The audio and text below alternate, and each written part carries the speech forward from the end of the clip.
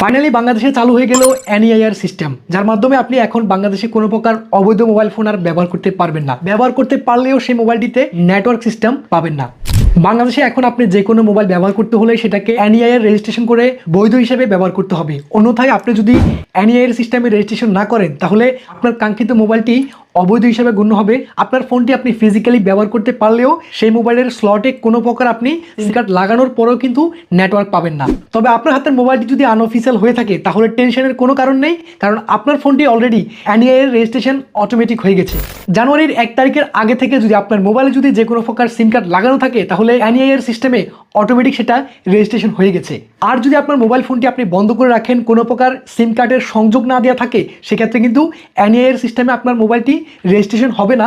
পরবর্তীতে যদি আপনি আপনার সেই মোবাইলে সিম কার্ড লাগান সেটা তার কোনো প্রকার আপনি নেটওয়ার্ক পাবেন না। সেই ক্ষেত্রে আপনার কাঙ্ক্ষিত মোবাইলটিকে নতুন করে এনইআইআর রেজিস্ট্রেশন করতে হবে, তাহলে আপনি আপনার মোবাইলে নেটওয়ার্ক সিস্টেম পেয়ে যাবেন। সো এনইআইআর সিস্টেমটি চালু হওয়ার পর থেকে কিন্তু আপনি অফিসিয়াল মোবাইল কিনতে গেলে এনইআইআর এর রেজিস্ট্রেশন করার জন্য অবশ্যই আপনাকে একটা ফি দিতে হবে। সো এই ক্ষেত্রে যারা দেশের বাইরে থেকে মোবাইল ফোন নিয়ে আসবেন তাদেরকে অবশ্যই এনইআইআর রেজিস্ট্রেশন করে আপনার কাঙ্ক্ষিত মোবাইলটি ব্যবহার করতে হবে। তবে এক্ষেত্রে আপনাকে 3 মাস ফ্রি দেওয়া হবে। 3 মাস আপনি সম্পূর্ণ ফ্রিতে কোনো প্রকার রেজিস্ট্রেশন করা ছাড়াই ব্যবহার করতে পারবেন। 3 মাস পরে অবশ্যই এনইআইআর রেজিস্ট্রেশন করতে হবে। এক্ষেত্রে আপনাকে নির্দিষ্ট ফি দিতে হবে। নির্দিষ্ট ফি দিয়ে এনইআইআর রেজিস্ট্রেশন করে আপনার কাঙ্ক্ষিত মোবাইলটি আপনি ব্যবহার করতে পারবেন। তবে এক্ষেত্রে শর্ত সাপেক্ষ হচ্ছে আপনি যে মোবাইল ফোনটি ক্রয় করেছেন সেটার বিল কপি লাগবে এবং নির্দিষ্ট প্রুফ লাগবে যে আপনি মোবাইল ফোনটি কিনেছেন। সো বাংলাদেশে যত মোবাইল ফোন রয়েছে 1 জানুয়ারির আগে যদি আপনার মোবাইলে সিম কার্ড লাগানো থাকে তাহলে এনইআইআর এর সেটা অটোমেটিক্যালি রেজিস্ট্রেশন হয়ে গেছে। আপনি কিভাবে চেক করবেন যে আপনার ফোনটি এনইআইআর রেজিস্ট্রেশন হয়েছে কিনা? এটা চেক করা একদমই সিম্পল। জাস্ট মোবাইল থেকে প্রথমে মোবাইল থেকে আপনার আইএমইআই নাম্বারটি বের করতে হবে। আইএমইআই নাম্বার বের করার জন্য আমরা ডায়াল করব *#06#। সো এটি ডায়াল করার পর আপনার এখানে আইএমইআই 1 দেখতে পাচ্ছেন, আইএমইআই 2 দেখতে পাচ্ছেন। সো আইএমইআই নাম্বারটিকে এখন এখান থেকে আমি কপি করে নিব।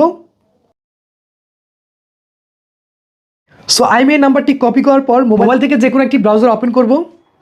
এখানে সার্চ বারে লিখব NEIRBTRC gov.bd। জাস্ট এটি লিখে সার্চ করব neir.vtrc.gov.bd। জাস্ট এই ওয়েবসাইটটিতে ক্লিক করব। ইন্টার আইএমই নাম্বার, এখানে আমাদের আইএমই নাম্বারটা দিতে হবে। যে আইএমই নাম্বারটি আমরা কপি করেছি সেটাকে এখানে পেস্ট করে দিব। আইএমই নাম্বারটি দেওয়ার পর এখান থেকে চেক এই অপশনটিতে ক্লিক করব। দেখতে পাচ্ছেন আমাদের আইএমই নাম্বার সিস্টেমে নিবন্ধিত হয়েছে এবং ব্যবহৃত হচ্ছে। সো আপনার আইএমই নাম্বারটি দেওয়ার পর এখানে যদি রেজিস্ট্রেশন হয়নি এরকম কিছু দেখায় তাহলে আপনাকে নতুন করে রেজিস্ট্রেশন করতে হবে। এখন দেখাবো কীভাবে এই একই কাজটা আপনারা এসএমএস এর মাধ্যমে চেক করবেন। আপনারা অনেকে ওয়েবসাইট থেকে চেক নাও করতে পারেন, সেক্ষেত্রে আপনারা চাইলে আপনার সিম কার্ডে যদি নেটওয়ার্ক থাকে সেক্ষেত্রে আপনি এসএমএস এর মাধ্যমে চেক করতে পারবেন। এসএমএস এর মাধ্যমে চেক করার জন্য এসএমএস বক্সটি ওপেন করব। এখানে দেখতে পাচ্ছেন স্টার্ট রয়েছে, স্টার্ট চ্যাট এই অপশনটিতে ক্লিক করব। এখানে আমরা একটা মেসেজ পাঠাতে হবে 16002। জাস্ট এই নাম্বারে একটা মেসেজ পাঠাতে হবে। এখানে আমরা টাইপ করব KYD স্পেস আমরা যে আইএমই নাম্বারটি কপি করেছি সেটাকে এখানে পেস্ট করে দিব। এখান থেকে পেস্ট অপশনে ক্লিক করব। এখন এখান থেকে এই মেসেজটাকে আমরা পাঠিয়ে দিব 16002 এই নাম্বারে সেন্ড করে দিব। জাস্ট মেসেজটা সেন্ড করে দেওয়ার কিছুক্ষণের মধ্যে আপনারা দেখতে পারবেন ডিভাইসটির আইএমইআই বিটিআরসির ডাটাবেজে পাওয়া গেছে। জাস্ট এইরকম একটা মেসেজ দেখতে পারবেন। আর যদি আপনার ডিভাইসটা রেজিস্ট্রেশন না হয়ে থাকে তাহলে উপরে মেসেজটা দেখতে পারবেন ডিভাইসটির আইএমইআই বিটিআরসি ডাটাবেজে পাওয়া যায়নি, এই ধরনের একটা মেসেজ আপনারা পেয়ে যাবেন। যদি আপনার রেজিস্ট্রেশন করা থাকে তাহলে আপনি দেখতে পারবেন ডিভাইসটির আইএমইআই বিটিআরসি ডাটাবেজে পাওয়া গেছে। সো ওয়েবসাইটের মতো চাইলে আপনারা এভাবে খুব সহজে এসএমএস এর মাধ্যমে চেক করতে পারবেন আপনার ডিভাইসটা এনইআইআর রেজিস্ট্রেশন হয়েছে কিনা। সো এখন আপনাদের কাছে প্রশ্ন, এনইআইআর সিস্টেম চালু করার পর এটা কি আমাদের জন্য ভালো হয়েছে নাকি ক্ষতি হয়েছে সেটা অবশ্যই আপনারা কমেন্টস করে জানাবেন।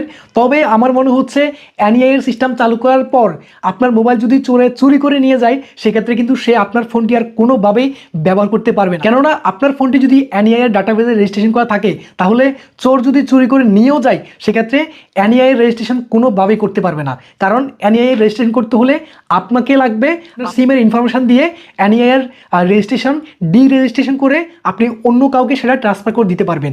তবে আদারওয়াইজ আপনি ছাড়া চোর কখনো এটা পরিবর্তন করতে পারবে না। তবে এই একটা দিক দিয়ে আমাদের জন্য অনেক সুবিধা হয়েছে, কিন্তু এই একটা দিকে সুবিধা নিতে গিয়ে অন্যদিকে কিন্তু আমাদেরকে সরকার অনেক বড় বিপদের মধ্যে ফেলেছে। কেননা আনঅফিসিয়াল যে ফোনগুলো রয়েছে এই ফোনগুলো আমাদের অনেকের সাধ্যের মধ্যে আমরা কিনতে পাওয়া যেত, সেটা কিন্তু এখন আর করা যাবে না।